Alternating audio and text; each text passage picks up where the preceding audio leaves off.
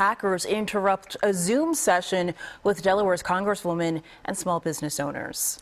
Well, they included messages of hate and images not suitable for television. Eyewitness News reporter Jan Carabeo is live in Center City to tell us more about it. Jan.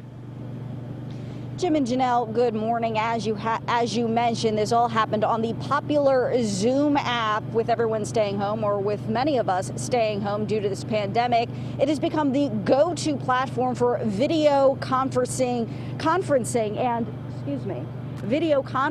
and its usership has absolutely ballooned from 10 million to 100 million people. And with new people and new technology comes vulnerability and, of course, people willing to take advantage of that.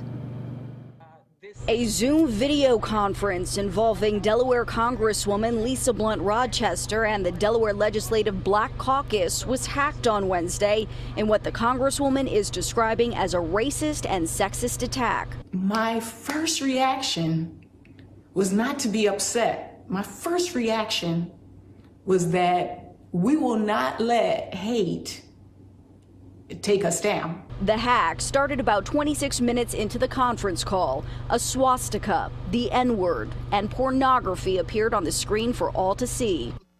There's a bigger plan here. The Zoom meeting was supposed to be an information session with Black small business owners, churches, and nonprofits to encourage them to apply for the Paycheck Protection Program.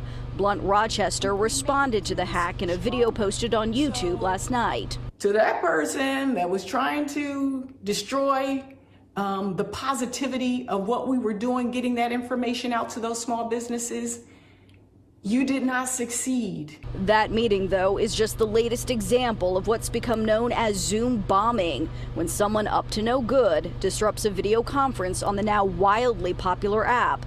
Wired editor and CBS News contributor Nicholas Thompson says hackers are taking advantage of the millions of novice Zoom users. They don't know the privacy settings. They don't know how to secure it.